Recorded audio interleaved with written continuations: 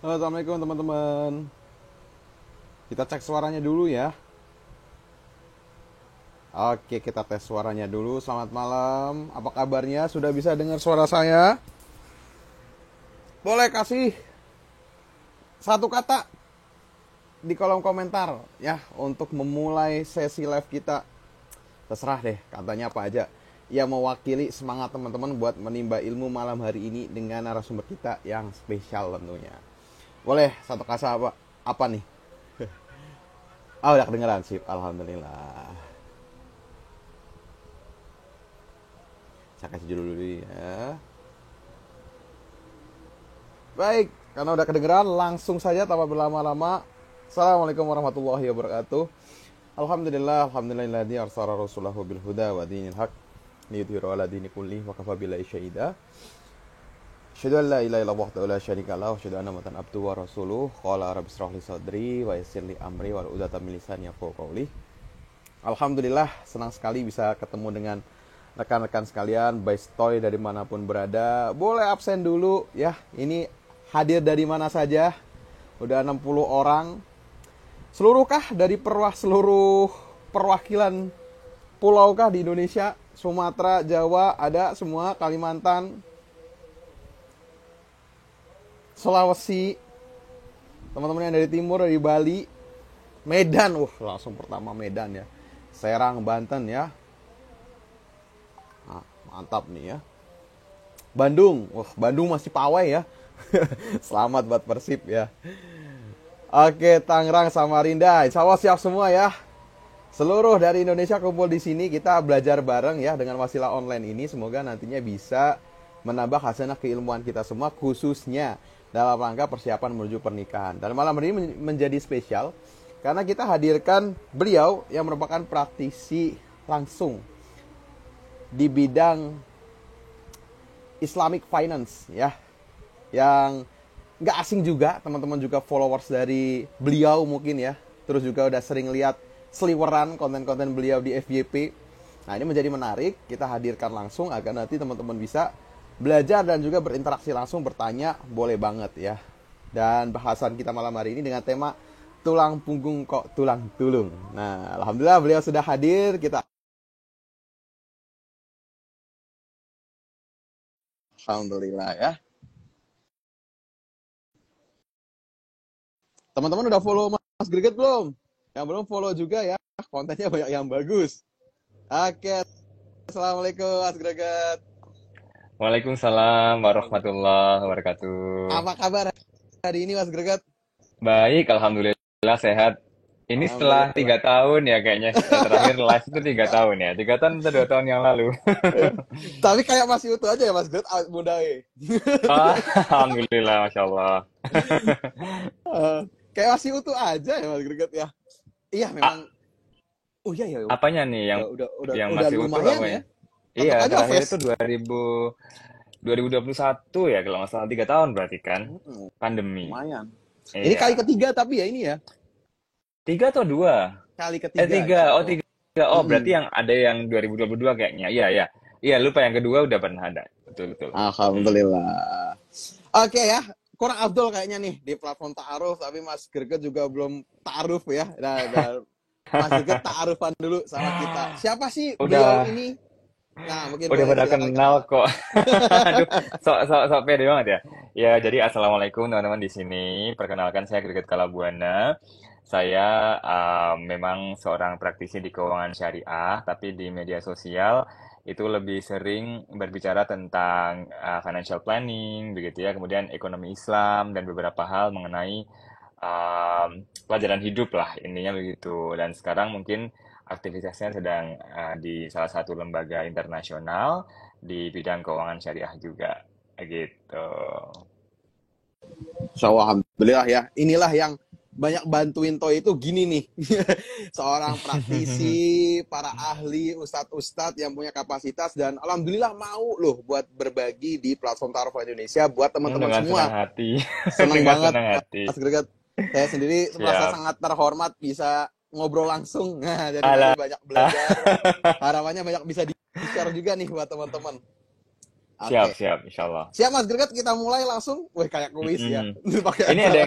ada yang komen, kayaknya apa yang dipin judulnya salah, keliru. Tulang Oh, punggung kok tulang oh, punggung, ya kan? Harusnya oh tulang punggung iya, kok tulang iya. tulung. Jadi tulang tulung tuh kalau dalam bahasa Jawa tuh kayaknya artinya kok malah minta tolong gitu loh. Mm-mm. Tulang punggung yang harusnya membackup, tapi kok malah tulang tulung tuh kayak minta tolong terus gitu, minta ditolongin gitu. Yang harusnya menjadi yang memanggul, tapi malah minta di Nah, minta gitu dipanggul dipikul. ya. Bukan yang gendong, malah gendong aku ya. Iya. Oke, kita sudah kehadiran Mas Gregat ya. Nah, Mm-mm. malam hari ini kita akan bahas isu yang cukup ramai belakangan ini Mas Gregat ya. Mm-mm. Banyak diperbincangkan dan jadi masalah yang cukup kompleks juga. Banyak yang akhirnya takut nikah juga gitu. Ada yang Oke. minder, ada yang takut gitu. Nah, Mm-mm. mungkin pertanyaan pertama dari saya. Di era keterbukaan kesempatan untuk bekerja, berkarir antara perempuan maupun laki-laki gitu ya. Mm-mm. Nah ini kan nggak sedikit banyak perempuan yang akhirnya mendapatkan kesempatan berkarir di posisi-posisi yang strategis gitu ya. Oke. Sehingga income-nya tinggi, kemudian juga secara profil akhirnya terlihat high quality gitu ya. Mm-mm. Tapi ada stigma di masyarakat yang mengatakan bahwa kalau jadi perempuan jangan tinggi-tinggi, sekolahnya jangan Mm. tinggi-tinggi, karirnya jangan tinggi-tinggi.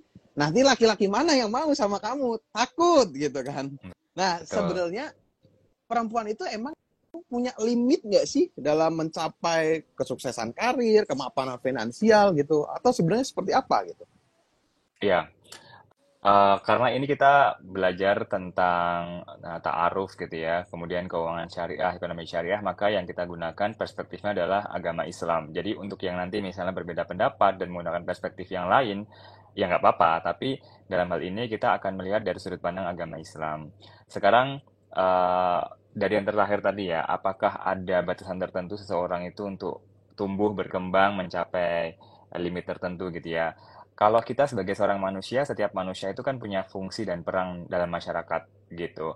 Dan saya punya keyakinan bahwa kita akan dimudahkan untuk melewati jalan menuju fungsi apa kita diciptakan. Selain beribadah pada Allah ya, pasti kita kan punya peran. Jadi misalnya kayak, oh jadi presiden, oh jadi menteri, jadi pegawai, jadi ibu rumah tangga, jadi kepala rumah tangga, atau bidan, masyarakat, dan lain-lain.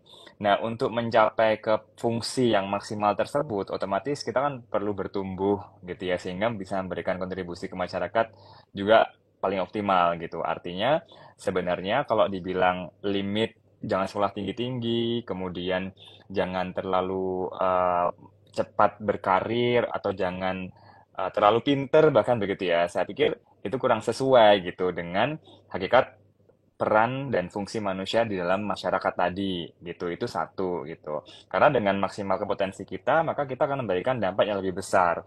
Kalaupun ini banyak sekali yang bilang ya ini common sense. Kalaupun perempuan sekolah tinggi-tinggi kemudian menjadi ibu rumah tangga, ya nggak apa-apa karena dia akan mendidik anaknya. Dan sekolah tinggi-tinggi itu bukan semata-mata dilihat hanya sebagai satu modal untuk bekerja. Tidak gitu ya. Sekolah atau kemudian kuliah itu adalah berpikir gitu, membentuk karakter.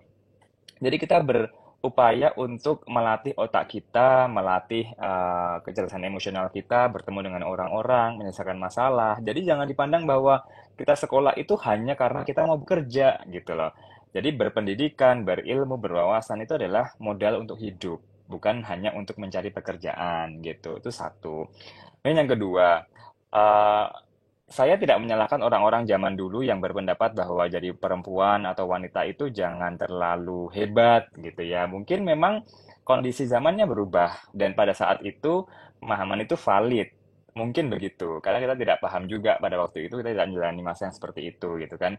Nah, tapi untuk yang sekarang begitu, mungkin itu tidak begitu relevan gitu. Kenapa? Karena ya sekarang laki-laki juga semakin mapan ya, semakin dia powerful, semakin dia memilih ya. Jadi dia memilih untuk mendapatkan perempuan yang sekiranya memenuhi kriteria dia. Kriterianya apa? Kriterianya itu bukan semata-mata punya perempuan punya penghasilan pekerjaan enggak gitu.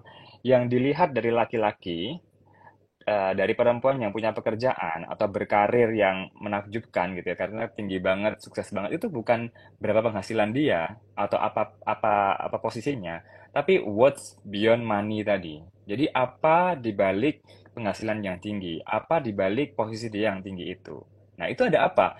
Oh, ternyata perempuan ini punya etos kerja yang baik gitu. Oh, dia ternyata menjadi perempuan yang smart gitu ya. Kemudian dia mengejar apa yang dia impikan begitu. Kemudian dia bisa berwawasan luas, dia perhatian dengan keluarga, dia bisa memimpin dirinya, menyelesaikan masalah. Nah, laki-laki mana yang nggak mau dapat perempuan yang seperti itu? Gitu kan. Jadi kalau kita bicara market ya, pernikahan atau jodoh itu sebuah market gitu. Misalnya gitu ya, maka kita akan berlomba-lomba menjadi yang terbaik. Begitu kan. Nah, terbaik itu untuk perempuan itu tidak diukur dari gajinya berapa gitu ya atau karirnya melejit apa gitu. Tapi di balik itu tuh terbentuk kepribadian perempuan yang tangguh misalnya gitu. Nanti pasti akan ada yang mengaitkan dengan tapi kalau perempuan terlalu mandiri nanti laki-lakinya takut. Nah, ini tak kasih tahu ya.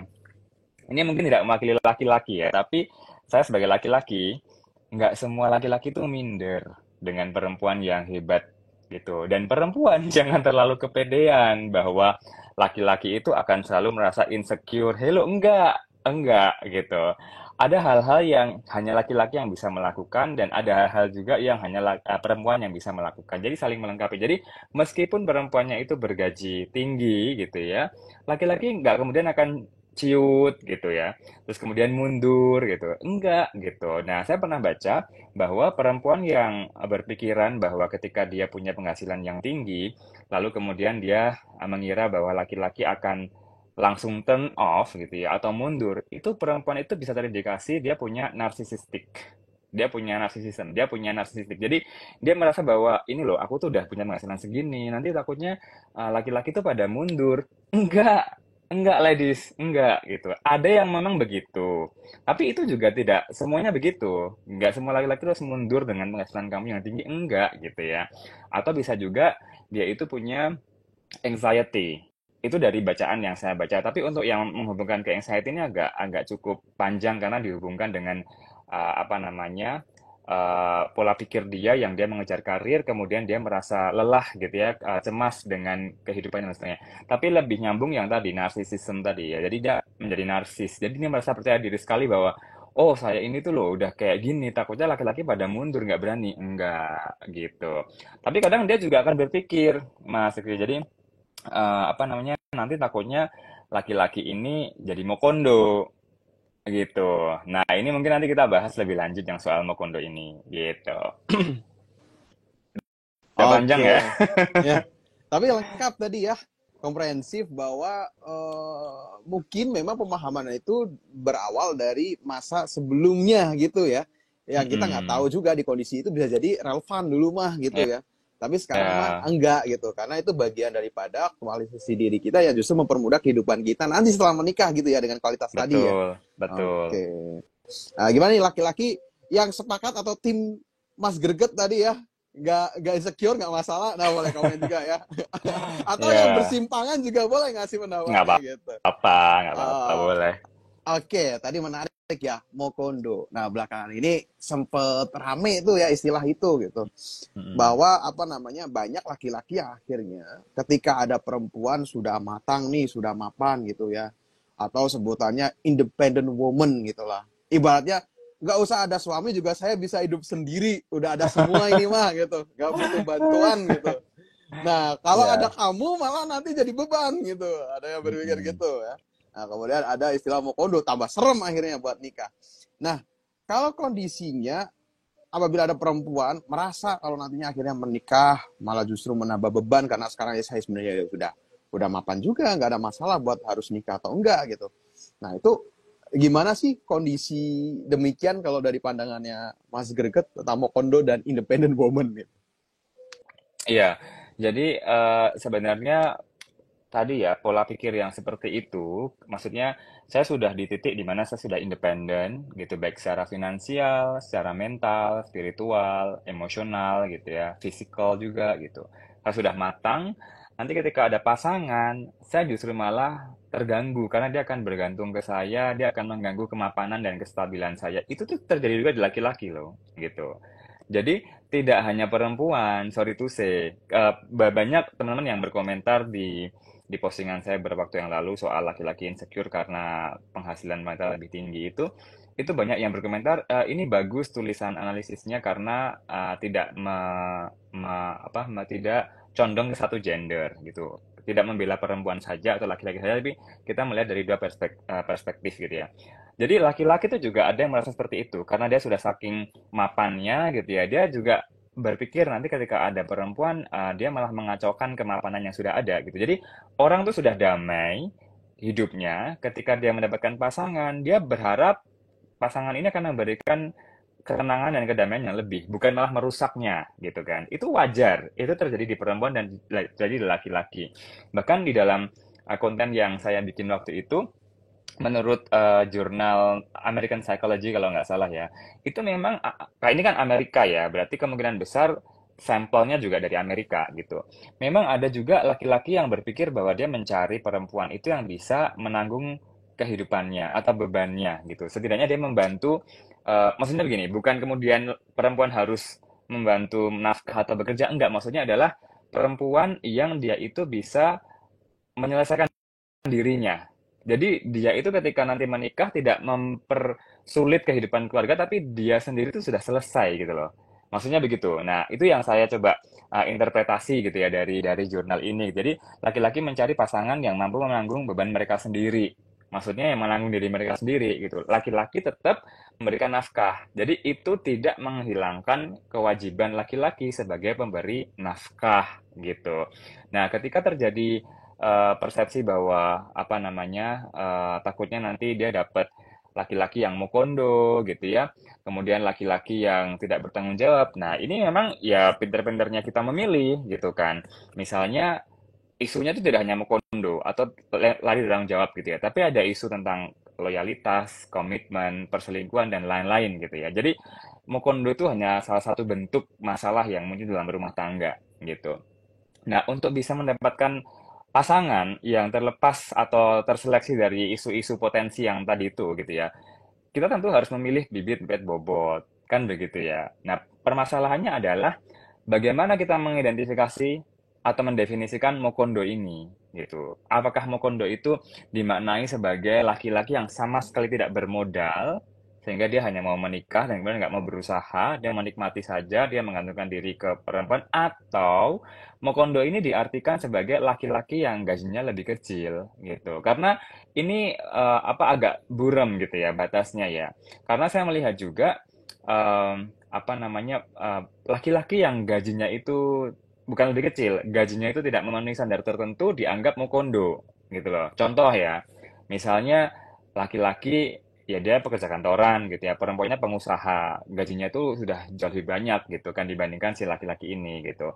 Kemudian laki-lakinya dianggap mokondo. Laki-laki ini punya penghasilan, hanya tidak memenuhi batas sebesar penghasilan si perempuan gitu. Nah, kalau seperti itu saya pikir kurang fair gitu ya, kurang fair dianggap atau dicap sebagai mokondo si laki-laki ini gitu. Kecuali kalau laki-lakinya itu memang ya dia menikah tanpa ada pekerjaan. Jadi kan harga diri laki-laki itu kan bekerja. Mau pekerjaannya itu menghasilkan penghasilan yang kecil gitu ya, atau mungkin relatif kecil gitu. Ya itu nggak masalah, yang penting dia bekerja, berusaha, berbisnis, berprofesi, berkantor, berdagang, apapun lah, intinya menghasilkan gitu ya. Laki-laki itu harga dirinya bekerja gitu. Nah, tapi kalau dia sama sekali nggak bekerja, dia menikah, nah, baru itu mau kondo. Nah, permasalahannya bagaimana menyiasati supaya istri tidak kemudian mendapatkan em, suami yang menyebabkan adanya perbedaan atau gap yang sangat tinggi gitu ya, sangat lebar gapnya sehingga ada potensi menyebut mokondo tadi. Nah, berarti mencari pendamping yang kira-kira sama gitu ya, sekufu, selevel atau kalau saya nyebutnya compatible secara finansial, financially compatible gitu. Makanya ya nyarinya tuh yang sama-sama aja gitu loh. Jadi ukuran besar dan kecil itu tidak jauh gapnya gitu. Takutnya sih begitu kalau misalnya nanti perempuannya sudah jauh di depan, tapi kemudian laki-lakinya ya mungkin jauh di bawah gitu ya, meskipun mereka cinta gitu ya, tapi cinta itu bukan satu-satunya modal untuk pernikahan gitu ya. Kita butuh komitmen. Orang tuh bisa mencintai lebih dari satu orang, ya. Tapi kan kita berkomitmen memilih. Nah, gitu kan. Jadi modal modal pernikahan itu bukan hanya cinta. Cinta itu muncul setelah pernikahan begitu kan. Jadi kita harus melihat itu tadi, gapnya jangan terlalu besar gitu. Nah, terus juga kita juga harus paham, Mas, kalau misalnya apa namanya ukuran ya, saya pernah bikin satu story juga, ukuran berapa laki-laki atau seperti apa sebagaimana laki-laki itu harus memberi nafkah itu adalah semampu mereka sesuai kemampuan gitu. Nah, berapa nafkah yang harus dipenuhi oleh laki-laki tadi gitu, ya sesuai dengan kebutuhan anak dan istri. Nah, jadi di sisi istri itu ada kebutuhan anak dan istri, di sisi laki-laki itu ada kemampuan untuk memberi nafkah. Nah, ini titik equilibriumnya tuh di mana? Ketemunya di mana gitu loh. Nah, kalau misalnya ya perempuan, anak, istri itu ini sebelum dia punya anak ya, dia masih dalam ta'arufan gitu ya. Dia berharap nanti anaknya tuh sekolah di TK yang internasional gitu ya, punya rumah ini, mobil ini gitu tuh. Kemudian laki-lakinya itu kemampuannya nggak sampai segitu. Ya ini perlu dipertimbangkan apakah perlu lanjut atau enggak gitu loh. Karena kalau perlu lanjut, ya ini harus dibicarakan ketemunya di mana. Kan nggak ketemu. Laki-lakinya tidak mampu membiayai sejauh itu, sejauh visi pernikahan yang diinginkan oleh si perempuan. Tapi perempuan juga nggak mau menurunkan gitu. Jadi tidak kompatibel. Nah, inilah kenapa kita nyarinya yang sekufu gitu. Sehingga dua ukuran ini tadi baik dari sisi laki-laki maupun perempuan tuh ketemu gitu. Nah, ini ada yang komen nih, tidak harus bekerja dengan gaji tinggi, tapi lebih kepada bagaimana etos dan semangat bekerjanya. Itu betul gitu. Jadi laki-laki itu ketika dia mendisclose ya, menunjukkan gajinya, itu tuh menunjukkan seberapa mampu dia untuk menjadi penyedia atau provider gitu. Nah, sedangkan perempuan kalau dia menunjukkan gajinya gitu ya, itu tidak menunjukkan apapun sebenarnya, kecuali yang tadi itu, yang tentang karakternya gitu. Jadi dia bukan sebagai penyedia, yang penyedia itu laki-laki gitu. Gitu, Mas. Oke, baik. Alhamdulillah. Wah, ini banyak juga ya yang ikut ngasih pendapatnya dan juga nge-reaction dari tadi jawaban Mas Greget. Hmm. Oke, baik ya. Tapi yang dilihat berarti dari gimana sih ikhtiar seorang laki-laki itu, apakah dia memang berusaha gitu ya Mm-mm. buat memenuhi eh, tanggungannya ataupun kewajibannya tadi sebagai penyedia nafkah Hmm. tadi gitu. Betul. Ataukah memang malas-malasan dari awal atau sebenarnya dia memang udah berusaha gitu. Oke, mungkin dalam rumah tangga kan kadang kita melalui kondisi-kondisi yang di luar dugaan gitu ya, dinamis Mas Gerget gitu ya.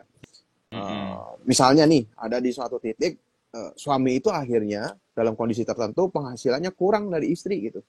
Sedangkan taraf hidup mereka sudah ada di titik tertentu. Yang artinya kan Mm. income-nya turun nih gitu. Sedangkan income-nya istri ternyata naik nih kondisinya gitu. Ya. Jadi ada gap gitu kan. Mm. Nah, dalam kondisi seperti ini berarti kan gaya hidup nggak ketutup tuh.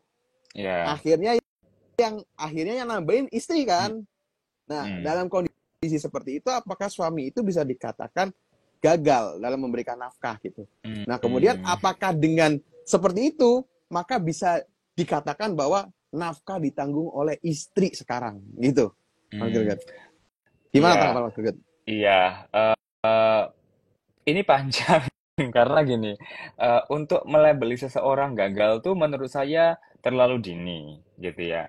Gagal itu satu pemahaman saya, gagal itu bukan lawan kata dari sukses ya. Jadi bukan lawan kata dari berhasil. Semisal saya dari Jawa Timur Surabaya mau ke Jakarta gitu ya. Ketika saya sudah berusaha gitu, saya sampainya kan mungkin di Jogja, di Cirebon, di Bandung. Itu kan nggak gagal, sudah ada proses yang saya tempuh, setengahnya, seperdelapannya, tujuh per delapannya gitu ya. Jadi menurut saya tidak bisa dibilang gagal dan gagal itu bukan lawan kata dari sukses. Ini kita bicara tentang definisi kegagalan. Jadi agak terlalu dini bilang gagal karena laki-lakinya masih bekerja dan berusaha gitu ya. Lalu yang kedua, kita melihat juga dari apa yang dicontohkan pada zaman Rasulullah gitu ya. Ada sahabat Nabi ini saya selalu bawa contoh ini kemana-mana karena sebenarnya yang kita bicarakan tentang perempuan bergaji lebih tinggi, perempuan membantu ekonomi keluarga, atau perempuan punya pekerjaan gitu ya, itu sudah ada di zaman dulu gitu. Jadi nggak perlu digembar-gemborkan bahwa sekarang women empowerment atau gender equality. Islam sudah mencontohkan itu gitu.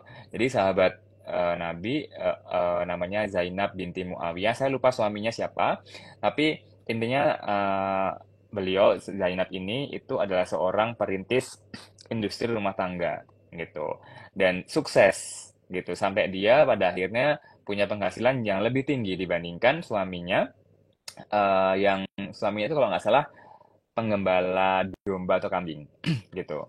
Jadi penggembala domba atau kambing berarti kan masih punya pekerjaan kan? Hanya pekerjaannya menghasilkan nilai yang lebih kecil dibandingkan istrinya. Istrinya lebih besar gitu.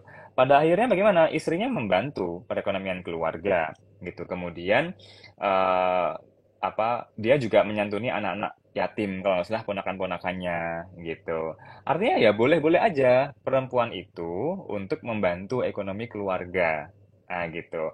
Kan mungkin nanti Mas lebih bisa menjelaskan tentang itu ya bahwa apa namanya seandainya perempuan itu memberikan kembali maharnya gitu ya untuk meringankan itu kan boleh gitu. Itu kan analogi bahwa perempuan tuh boleh membantu tidak dilarang lah ini ya untuk membantu ekonomi keluarga. Nah, gitu. Jadi tidak ada masalah. Tapi waktu itu saya pernah baca cuitan di ta'aruf online. Jadi ada yang cerita proses ta'arufnya gitu ya bahwa laki-laki ini belum apa-apa sudah bertanya gitu.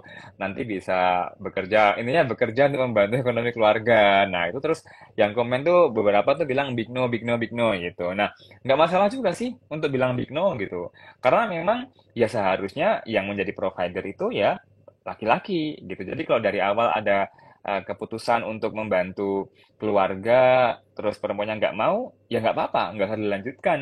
Jangan terlalu memaksakan, don't be so hard on yourself. Kalau nggak mau ya sudah gitu.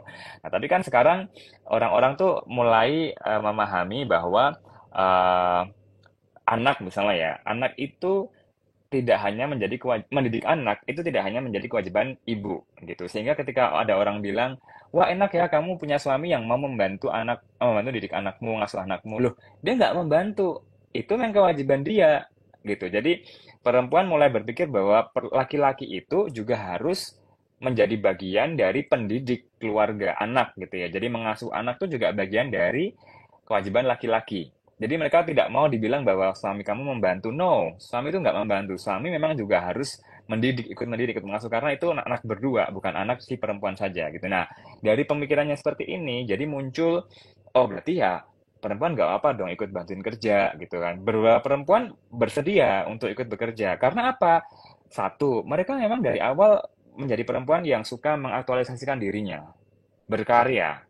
Sehingga membantu ekonomi keluarga itu bagian dari karena dia senang untuk berkarya gitu.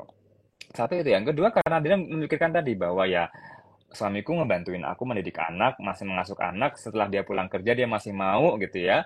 Ya dia akhirnya perempuan merasa oh ya udah aku juga nggak apa-apa gitu. Jadi ada istilah lebih baik punya dua dapur yang ngebul gitu kan ketimbang satu gitu. Jadi kalau misalnya yang satu bocor atau mampet gitu ya, yang satu masih ada gitu. Nah, itu juga kesepakatan menurut saya yang penting itu tidak menyalahi syariat gitu. Bahkan teman-teman kalau kita mau tahu yang memang ada dalam Islam ya, kewajiban perempuan untuk jadi pembersih rumah tangga kayak gitu, nyapu gitu, ngepel. Saya tidak pernah melihat ya apa atau membaca literatur bahwa yang mempunyai kewajiban untuk membersihkan rumah, ngepel, nyapu itu perempuan. Itu nggak ada, itu budaya kita aja, ya kan?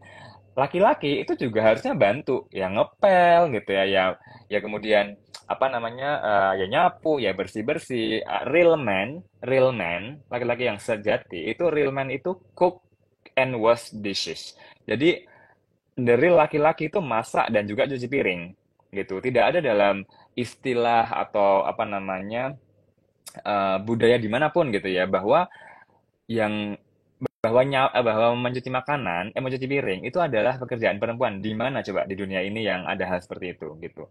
Itu kan sebenarnya bentukan dari budaya gitu kan. Tapi kan tidak ada asas hukum atau agama yang menyebutkan bahwa mencuci piring itu adalah pekerjaan perempuan kan nggak ada gitu. Jadi real men cook and wash dishes gitu ya. Jadi kalau kamu manusia, kamu habis makan, cuci piring itu normal, itu tuh laki-laki perempuan gitu loh. Nah, jadi kita selama ini itu punya satu budaya yang kurang tepat gitu ya. Jadi sedangkan kalau kita mau jujur seperti itu. Waktu itu emang pernah ada yang komen Mas saya pernah bikin satu postingan tentang real men cook and wash dishes tadi. Dan komen, lah terus perempuan ngapain kalau aku udah cari kerja, aku udah cari duit, aku pulang masih harus ngurus anak, terus kemudian kemudian apa namanya harus cuci piring, makan gitu. Itu kan sebenarnya teorinya kan. Tapi kan praktiknya bisa kompromi kan. Namanya pernikahan itu kan berkompromi gitu ya. Penyesuaian. Makanya tadi gimana cara membuat keduanya kompatibel. Ya udah aku gimana ya, aku sedang bekerja, kamu bisa bantu apa gitu. Kalau misalnya perempuannya nggak keberatan, masa ya nggak apa-apa gitu kan. Atau kalau punya duit banyak, ya udah pakai ART. Simple as that gitu ya. Beli lewat food delivery gitu loh. Jadi gitu. Jadi laki-laki juga jangan menjadi laki-laki yang bermental seperti itu gitu ya. Kayak terus dia ngapain dong perempuan gitu lah. Tadi katanya perempuan juga suruh bantuin kerja, ya kan? Suruh bantuin ekonomi rumah tangga. Ya bener dong kalau sekarang kamu juga harus bantuin kerjaan rumah gitu. Gitu sih. Rumit ya sebenarnya kalau kita mau fair ya. Iya, iya. Jadi sebenarnya mungkin gelombang kekecewaan setelah berumah tangga kemudian akhirnya menimbulkan istilah-istilah dua hal tadi ya, lelaki malas, kemudian juga perempuan yang akhirnya takut menikah karena dia udah independen, nanti malah justru independennya malah kerusak karena ada beban Mm, tambahan gitu. mm. Nah itu ternyata akhirnya juga nggak serta-merta dari finansial aja ya, bahwa ternyata kalau finansial laki-laki pas kurang itu, tapi dia bisa nutup dengan value yang lain ya sebenarnya ada Ya. nilai tukar di situ ya, Mas Ada, Gilbert ya. ada, ada. Jadi gini, termasuk yang kemarin saya tulis di dalam postingan terakhir tentang insecurity laki-laki ketika melihat perempuan bergaji lebih tinggi tadi, itu ini saya kan baca dari berbagai sumber ya. Itu eh, laki-laki, dua laki-laki gitu ya. Yang satu itu penghasilannya biasa aja, tapi dia bisa memberikan dukungan ke perempuan yang sama besarnya dukungan itu dengan laki-laki yang ketika memberikan dukungan harus dengan uang sehingga dia punya uang banyak gitu kan. Jadi laki-laki yang satu tuh penghasilannya biasa tapi dia ngasih dukungan yang sama jumlahnya dengan laki-laki yang uangnya banyak. Tapi untuk memberikan dukungan itu dia harus mengeluarkan uang gitu. Nah, itu dua-duanya akan sama menarik gitu di mata perempuan gitu. Kenapa? Karena memang ya perempuan tuh melihat cara. Jadi di balik gaji laki-laki yang tinggi itu tercermin cara. Bagaimana? Kan harga diri laki-laki itu kan bekerja. Harga diri laki-laki bukan uang atau gajinya, tapi bekerjanya. Berdagangkah, berprofesi, berbisnis, atau bekerja kantoran dan lain sebagainya. Itu kan cara. Jadi cara bagaimana dia menjadi seorang penyedia. Cara bagaimana dia apa namanya mencukupi kebutuhan keluarga gitu. Nah, jadi dua laki-laki yang berbeda gajinya, tapi seandainya yang gajinya lebih kecil tadi bisa memberikan dukungan yang lebih besar, gitu ya, dia akan sangat menariknya dengan laki-laki yang gajinya itu tinggi banyak, uangnya banyak, tapi dia harus mengeluarkan uang untuk memberikan setiap dukungan, gitu. Jadi sebenarnya fokusnya pada cara itu. Makanya beberapa perempuan, saya sempat juga ngelihat survei-survei gitu loh, yang apa namanya di jalan-jalan gitu ya. Berapa sih gaji yang ini? Ada yang jawab, loh, saya dalam hati, loh kok segitu dia mau gitu ya. Apa yang membuat perempuan ini melihat laki-laki seperti itu bisa memenuhi kebutuhan hidupnya ya? Karena cara tadi gitu. Cara bertanggung jawab, gitu, no matter how much gitu ya. Tapi kadang sih berbeda kalau perempuan karena perempuan juga apa namanya sekarang eh, punya apa ya istilahnya kalau dibilang materialistis tuh saya nggak sepakat tapi mungkin realistis gitu ya jadi dia melihat mm, dia akan hidup berkeluarga punya anak jadi dia berpikir panjang gitu ya seberapa mampu laki-laki ini untuk realize gitu ya mewujudkan ya visi misi pernikahan gitu dan bahkan pada waktu ada video yang rame mas waktu itu kan ada video rame mbak-mbak yang bilang berapa tabungan minimal yang harus dimiliki calon suamimu itu kan 1 miliar itu saya mendukung mbak itu loh kenapa justru berarti Mbak ini tuh sudah bisa mengukur dirinya. Dia sudah bisa mengukur gaya hidupnya, kebutuhannya gitu ya, dan dia akan merasa kompatibel bahasa Islamnya atau bahasa lebih syar'inya sekufu gitu ya dengan orang yang punya tabungan 1 miliar. Dan Mbak itu tadi itu bukan pengangguran, dari tampilannya dia bukan orang yang kayaknya nggak bekerja tuh, kayaknya enggak gitu ya. Dan ada video-video setelah itu dari Mbak itu juga gitu. Nah, jadi dia compatibility itu penting gitu. Jadi laki-laki jangan tersinggung coy gitu ya kalau misalnya ada perempuan yang berharapnya ya itu tadi, oh punya penghasilan yang banyak gitu ya, terus tabungannya sekian gitu ya, karena dia melihat compatibility secara finansial tadi gitu. Oke, menarik. Saya tuh masih ingat sama statementnya Mas Greget yang live berapa tahun yang lalu tuh bareng sama saya juga. Apa nih? Bahwa finance itu memang personalized banget gitu ya. Jadi Ya, betul. kalau tadi ada yang ngomong, kalau saya mah 1 miliar, itu sebenarnya kita nggak bisa langsung judgement dia juga bahwa, wah Betul, muluk banget lu gitu ya. betul, Eh, betul. Iya, betul, betul.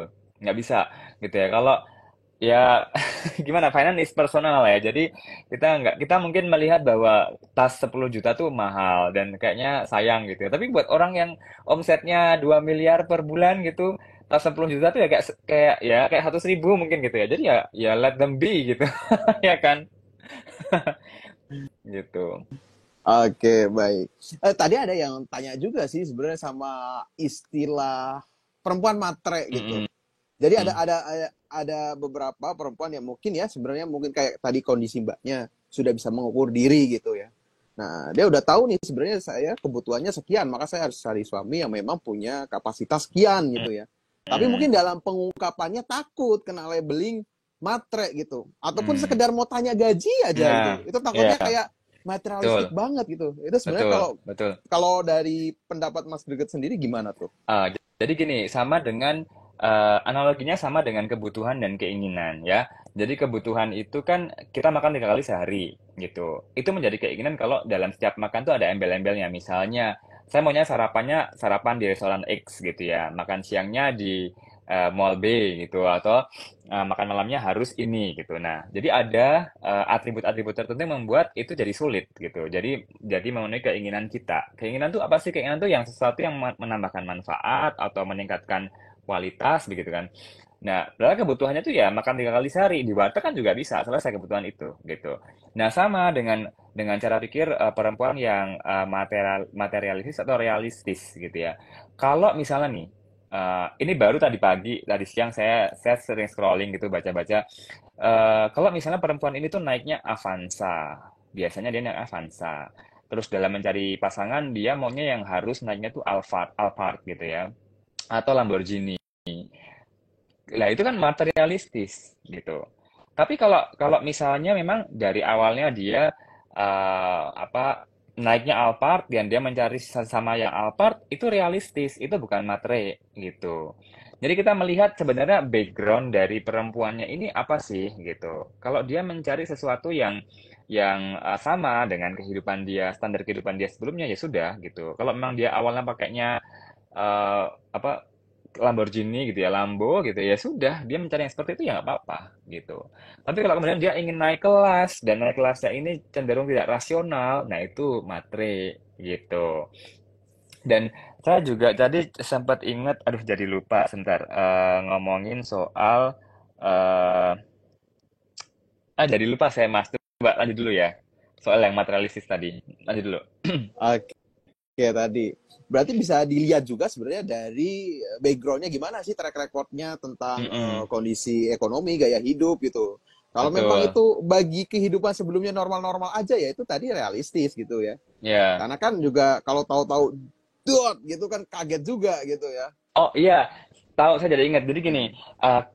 biasanya orang ketika melakukan ta'aruf, ini berhubungan dengan ta'aruf online ya. Jadi ketika dia melakukan ta'aruf, itu kan dia lebih fokus pada kriteria ya. Kriteria-kriteria itu biasanya kayak sifat gitu ya. Mungkin ada sedikit yang berhubungan dengan appearance gitu ya, atau pendidikan. Tapi kadang dalam hal finansial itu tidak sedalam ketika kita eh, berdiskusi tentang financial planning gitu. Jadi dalam pernikahan itu kan kita harus melihat apa namanya kepribadian keuangan, money personality-nya seperti apa, dia ini spender atau saver, dan itu dibentuk dari keluarga. Dan menikah itu kan dua keluarga gitu.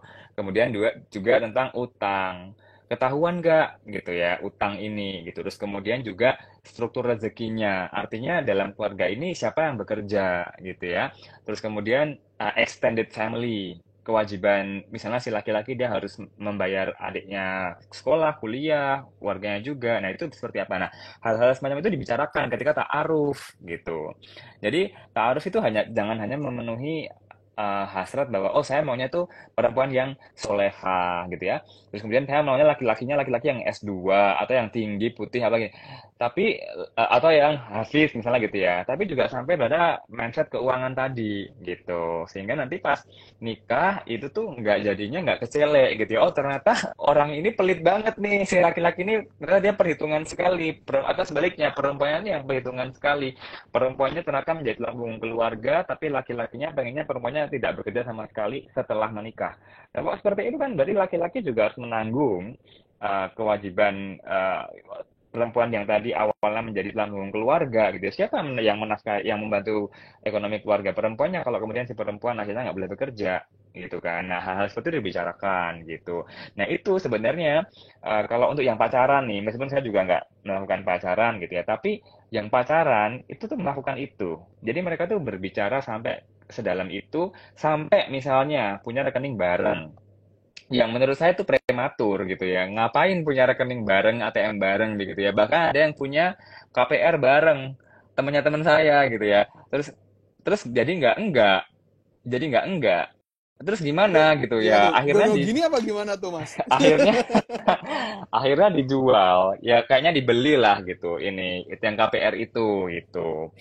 Memang fenomena sekarang memang unik-unik ya, gitu. Tapi ya itu tadi. Jadi yang bisa kita ambil pelajarannya adalah bahwa ketika ta'aruf gitu ya, itu barangkali bisa melihat bagaimana keluarga calon kita itu mendidik tentang uang gitu ya, dan supaya nanti kita nggak kaget ketika sudah menikah gitu.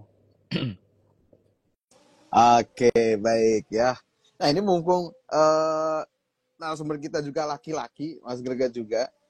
Mungkin boleh minta ini Mas Greget, minta saran dari Mas Greget Mm-mm. bahwa ada teman-teman kita yang mungkin memang belum banyak ya untuk mencari literatur ataupun belajar lebih jauh tentang kondisi penafkahan ataupun secara umum keuangan Islam tadi gitu. Nah, ternyata banyak kita survei tadi sebelum live gitu, banyak perempuan yang akhirnya ngerasa kayak ilfil ketika di Mm. awal-awal proses perkenalan itu mendapat pertanyaan, mau nggak nanti bantu kerja bareng, mau nggak Mm-mm. ibaratnya urunan gitu.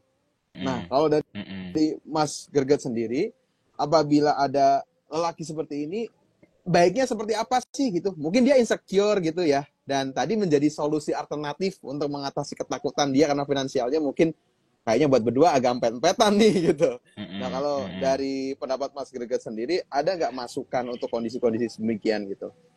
Ya, kalau kalau saya Mas, saya alhamdulillah tipe orang yang mencerna gitu ya pertanyaan atau pernyataan orang lain tuh eh, berbasis zero gitu. Jadi zero base. Jadi murni itu pertanyaan dan pernyataan. Jadi tidak ada tendensi apapun gitu. Artinya saya menghargai bahwa oh ya ini orang sedang menyampaikan sesuatu yang ya dia ingin disclose, dia ingin utarakan gitu ya. Nah respon saya seperti apa? Kemudian saya mengolah gitu. Saya harus merespon seperti apa gitu. Karena misalnya saya perempuannya gitu ya, saya menghargai dia bahwa dia jujur begitu. Kalau emang ini sebuah kejujuran, artinya dia mungkin punya gajinya sekian gitu ya, dan mungkin masih membutuhkan bantuan dan lain-lain.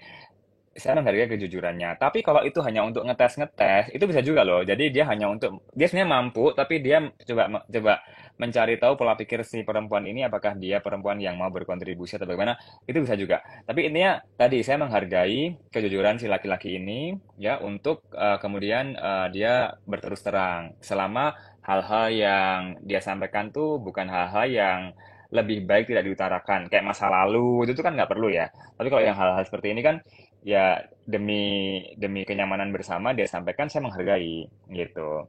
Nah, justru dari situ malah akan memantik pembicaraan-pembicaraan lebih lanjut mengenai persepsi uang tadi, persepsi nafkah gitu ya. Apakah dia paham bahwa sebenarnya laki-laki ini punya kewajiban menafkahi dan perempuan itu dibebaskan gitu ya. Terus kemudian tadi ada dari Ustadz bahwa yang kewajiban untuk pekerjaan rumah itu laki-laki gitu kan. Ya, jadi sebenarnya lebih malah bisa digali. Jadi menurut saya kalau menurut saya ketika laki-laki itu menyanyikan seperti itu dan kemudian kita bilang big no gitu ya, itu terlalu dini gitu. Jadi bisa kita gali sebenarnya. Misalnya, lah memang berapa gajinya gitu kan? Gitu kan? Apakah ada usaha-usaha lain gitu kan? Terus apakah ada tanggungan yang lain gitu. Jadi dari situ baru kita bisa mengambil kesimpulan karena kalau hanya hanya pernyataan ada pertanyaan itu ya, mau nggak nanti kalau misalnya kamu membantu ekonomi keluarga. Padahal hal-hal yang lain checklistnya dapat nih. Oh dia misalnya ganteng gitu ya, dia agamanya bagus, keluarganya juga baik, pendidikannya oke gitu. Terus hanya gara-gara itu, kemudian minus, dan tanpa ada informasi tambahan yang lain, kan sayang gitu. Jadi kita dari situ harus tahu dulu gitu. Oh, kenapa dia menyampaikan ini gitu. Seperti apa kondisinya gitu. Apa yang melatar belakangi pemikiran ini muncul gitu. Ataukah bisa jadi karena pemikiran-pemikiran yang mohon maaf ya agak kebarat-baratan bahwa ya perempuan laki-laki sama jadi harus berkontribusi sama-sama. Nah, itu kita berhak juga memilih gitu bahwa oh nggak bisa gitu. Pemikiran seperti ini mungkin akan sama nanti dengan pemikiran-pemikiran yang lain gitu ya ke depan. Jadi aku nggak bisa. Itu boleh juga. Jadi kita membutuhkan informasi tambahan untuk memproses pertanyaan ini gitu.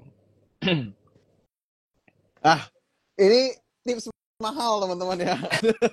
Saya dengar, oh iya ya gitu ya.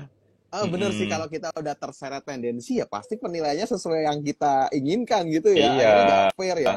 Heeh. Mm-mm.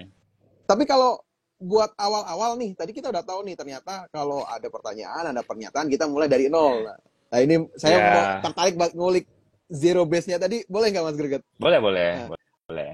untuk transisi awal nih, mungkin tadinya kan Mm-mm. kita pasti bawa perasaan ya kayak, wah ini pasti gini nih, ini begitu Ya, nih. Nah biar tadi betul. kontrol zero base itu kita bangun agar menjadi sebuah pola habit kita gitu. Itu gimana Mas Greget proses transisinya? Yang Hmm. biar kalau pas begitu kita tahu gitu gitu loh. Kita Ya, bisa netral itu gitu. itu saya bisa nggak ada rumus ya, tapi saya lesson learn aja ya Mas. Kayak misalnya beberapa kali mau ketemu orang misalnya gitu ya. Ini bukan dalam konteks ta'aruf ya, ketemu rekan kerja misalnya gitu. Saya tanya dulu nih sama yang sudah pernah, ini gimana gimana gitu kan. Terus, wow, ininya reviewnya tuh jelek gitu kan. Terus saya, kok begitu ya? Gitu, saya bingung kan. Oke lah, saya coba dulu ketemu, ternyata orangnya nggak begitu. Terus saya kan akhirnya sampaikan nih, review kamu ya salah, lain kali jangan begitu begitu. Nah, bisa jadi, ini contoh ya, bisa jadi memang orang itu bersikap berbeda ke orang yang berbeda gitu. Jadi mungkin review teman saya itu benar, tapi review saya juga betul karena dia ke saya baik-baik saja, nah, gitu kan. Nah, jadi ketika saya sudah tahu gitu ya bahwa ada informasi-informasi yang masuk dan itu sepertinya negatif, saya berusaha untuk menetralisir dulu. Itu semua tidak benar. Jadi saya tidak tahu sama sekali orang ini, saya mengenalnya dari awal gitu ya. Jadi saya berusaha untuk oh ya sudah apa terima dulu. Ketika mulai ada unsur negatif, pikiran negatif atau penilaian negatif gitu ya. Itu saya bertanya pada diri saya sendiri, apa salah orang ini? Kenapa saya harus berpikiran negatif dan membenci dia gitu? Coba, kalau kan kita kan kadang-kadang suka begitu ya, kita ngelihat orang yang kita nggak kenal di Instagram muncul terus gitu ya, kita benci hanya karena dia share tentang hal-hal yang kita nggak relevan gitu. Loh, salahnya dia apa gitu? Saya selalu begitu. Seorang itu nggak kenal saya, tidak pernah menyakiti saya, kok saya benci gitu loh. Kenapa gitu ya? Ya itu saya pertanyakan sendiri gitu. Akhirnya mulai dari situ ya apa namanya terbiasa untuk zero base tadi. Jadi mulai dari nol gitu ya. Kalaupun ya kita nggak bisa mengelola rasa tidak suka itu gitu ke orang lain, itu ya nggak perlu ditunjukin dan nggak perlu diungkapkan apalagi melalui tindakan, perkataan gitu ya, ekspresi apalagi gitu kan. Gitu. Jadi itu tuh nggak perlu gitu. Jadi eh, itu perlu latihan gitu ya, latihan untuk bisa dan membiasakan melihat orang tuh dari segala hal yang positif gitu. Oke, ini bagus banget nih teman-teman ya tipsnya. Zero base tadi mungkin teman-teman boleh pelajari karena ta'aruf itu memang ya garis besarnya tanya jawab. Nah, ini jadi modal Betul, bagus tadi buat kita bisa betul. secara netral Hmm, ya menganalisis hmm, proses perkenalan tadi. Wah, alhamdulillah nih. hmm. Baik, Mas Gergat, tentunya kan kalau kondisi-kondisi yang seperti tadi kita bahas masalah-masalah tadi gitu ya, ya, ibaratnya akhirnya jatuhnya ya udah terlanjur gimana lagi gitu kan. Nah, tentunya kan kita kan pengen nih ada langkah-langkah pencegahannya gitu. Nah, kalau Hmm, statusnya kita masih single, belum menikah gitu ya.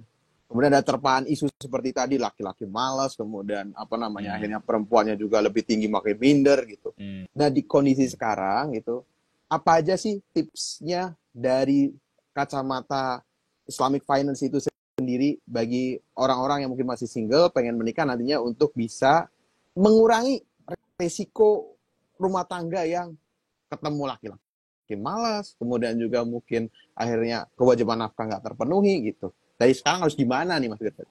Khususnya bagi Iya, laki-laki gitu. iya, iya. Kalau untuk laki-laki, saya pikir menjadi laki-laki itu sebenarnya juga berat.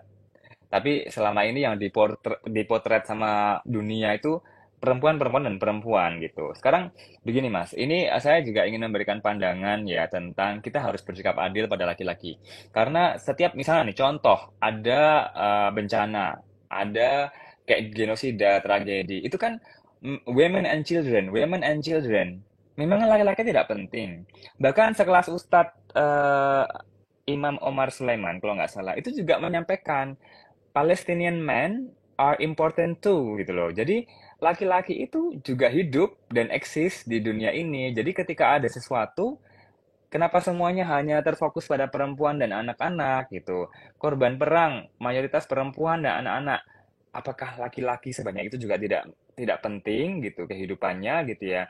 Laki-laki itu dituntut, apalagi kalau kita belajar tentang keislaman tadi disampaikan di awal bahwa laki-laki harus bisa memasak, harus bisa mengasuh anak juga, membersihkan rumah, dia harus bekerja, jungkir balik.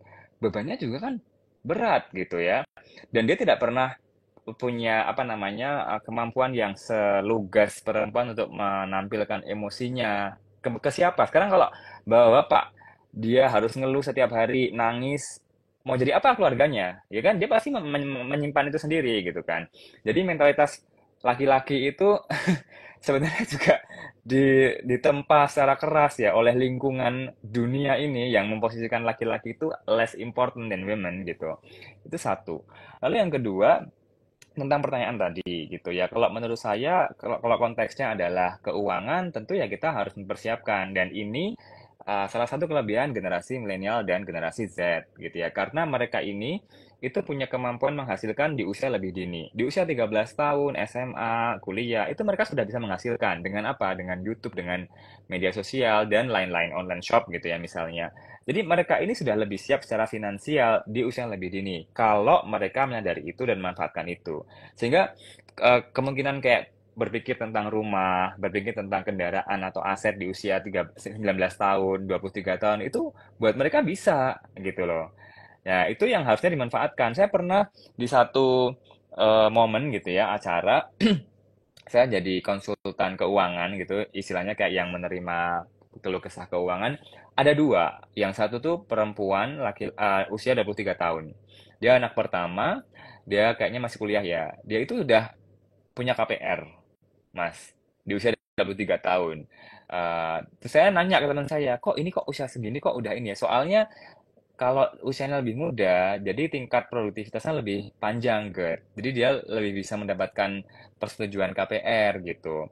Oke, ini yang perempuan. Ini berarti kan generasi Z ya, dia kalau udah 3 tahun ya. Atau milenial akhir gitu misalnya. Nah, terus yang lain 19 tahun, laki-laki. Dia berarti baru lulus SMA atau baru mau masuk kuliah. Itu dia bilang gini, saya udah ada spek rumah yang mau saya beli, Kak, gitu. Itu 19 tahun gitu. Jadi dia udah menyiapkan gitu. Nah, kalau mereka mau melihat ini dari perspektif agama Islam gitu atau hukum Indonesia gitu ya kan yang berkewajiban beri nafkah itu kan laki-laki jadi dia punya rumah gitu ya punya pekerjaan dari sekarang punya aset itu kan untuk masa depan dia gitu sehingga nanti ketika dia sudah apa namanya menikah gitu ya sudah punya anak sebenarnya udah siap gitu dan ini juga kalau kita bicara soal prenup ya perjanjian pranikah gitu. Harta-harta yang mereka dapatkan sebelum menikah itu kan jadi harta mereka, bukan harta kono gini gitu kan.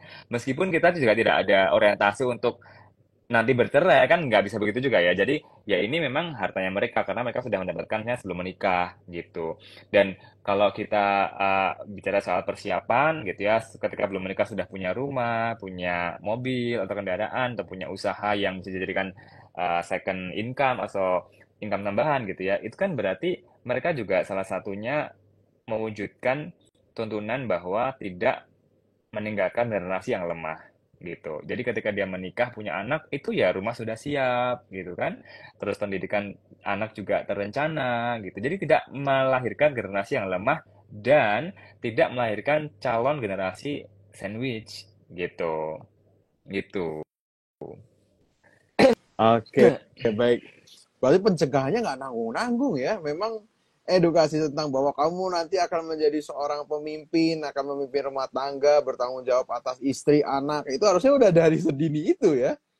Iya, dan saya sebenarnya sepakat Mas, waktu saya pernah ikut kajian duhur gitu di Hmm. kantor yang lama, itu kalau nggak salah bapaknya itu, ustadznya ini menyampaikan memang pendidikan laki-laki dan perempuan itu berbeda seharusnya. Jadi kalau ada pemisahan pendidikan gitu ya, yang laki-laki dan perempuan dipisah gitu ya, itu bukan semata-mata karena biar mereka tuh nggak pacaran, nggak bersentuhan, itu formalitasnya seperti itu.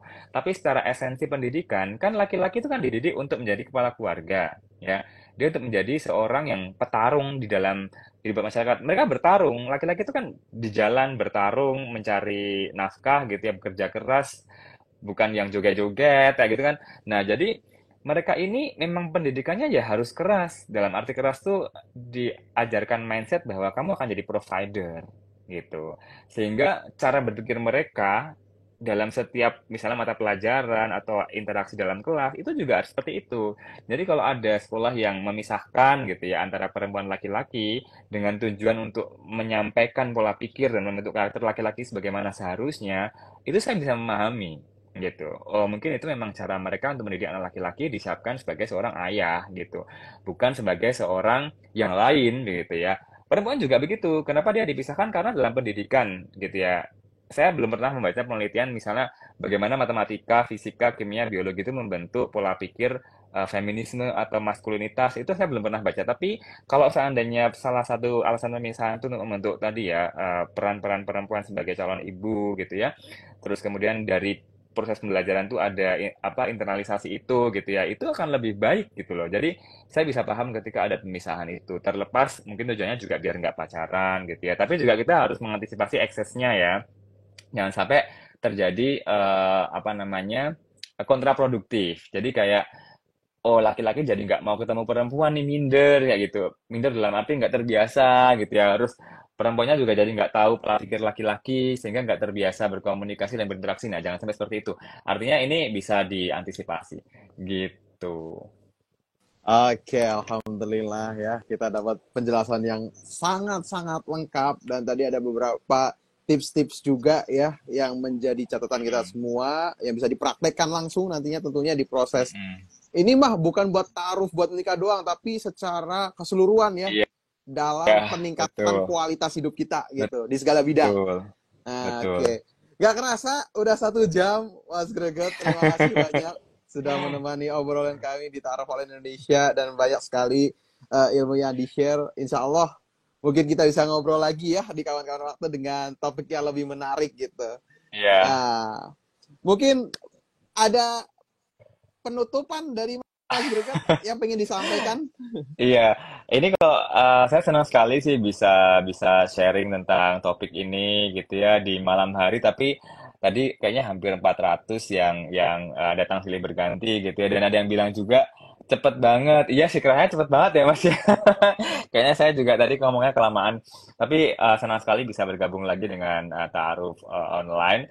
Dulu pernah ditawarin CV-nya untuk ditampilkan di Ta'aruf online, tapi saya karena udah reserve mah. Oh ya, jadi nggak bisa ya. Terus mungkin pesannya adalah eh, kita semua berproses ya. Every human is learning by doing. Jadi setiap manusia itu berbicara apa hidup dengan cara belajar dengan cara melakukan gitu. Artinya kayak orang tua kita gitu ya, anak kita, suami, istri, tetangga, kawan, itu semuanya mengalami kehidupan ini untuk yang pertama kalinya gitu. Jadi kita semua tuh belajar, learning by doing, dengan melakukan. Ya harapannya segala kesalahan, kekeliruan sedikit-sedikit gitu ya, itu jangan terus menyalah-nyalahkan terus gitu. Kan sekarang kan ada tuh yang isu panti jompo gitu ya, yang orang tuanya mau diserahkan ke panti jompo atau yang sandwich generation atau mungkin yang anaknya kurang ajar. Ayolah kita melihat dari kacamata bahwa ini learning by doing, termasuk dalam hal keuangan. Jadi kalau misalnya ada ekonomi atau finansial yang berguncang sedikit-sedikit gitu ya, jadi selesaikan gitu. Jadi kita paham bahwa semua orang ini sedang menjalani kehidupan untuk yang pertama kalinya gitu. Jadi ya kita berusaha untuk em, apa melihat dari perspektif itu dan mungkin juga pesan-pesan ini tadi saya barusan bikin satu refleksi ya tentang mencintai takdir gitu. Jadi saya terinspirasi karena kemarin ada video dari Gaza, pemuda gitu ya, dia bilang Alhamdulillah dengan bahasa Arab, seterusnya, terus dalam translasi bahasa Inggrisnya itu adalah This is our fate in Gaza. Ini takdir kita, ini takdir kami di Gaza yang harus mereka jalani. Jadi ya sudah gitu. Mencintai takdir itu bagian dari kita bersyukur kan. Termasuk dalam nanti ketemu jodoh, terus keuangan, kekeluargaan gitu ya, masyarakat, ya itu bagian dari takdir yang harus kita jalani. Jadi ya wis gitu. Alhamdulillah kita jalani gitu. Kembali ke learning by doing tadi gitu. Oke, alhamdulillah. Tadi jadi penutup dari Mas Greget dan jadi modal semangat buat kita ya, semuanya berproses, semuanya menjalani takdir masing-masing. Tetap semangat Betul. ya untuk menuntaskan segala peran yang menjadi amanah kita. Mas Greget, terima Ya, kasih banyak. Kita doakan Mas Greget sehat selalu amin. dan semoga Alhamdulillah, insya Allah. dapat banyak ilmu lagi ya, nanti bisa di-sharing lagi. Oke, Jadi nanti kita bisa siap. ngobrol-ngobrol lagi. Teman-teman juga yang hampir 400 lebih tadi udah keluar masuk. Terima kasih banyak yang sudah menyimak dari awal sampai akhir. Buat yang mungkin kepotong, belum menyimak dari awal, nanti kita save kok. Jadi nanti bisa ditonton baik itu di Instagram maupun di YouTube Ta'aruf Online Indonesia, nanti kita hadirkan biar manfaatnya bisa lebih Siap. luas ya. Teman-teman juga bisa sharing. Ya.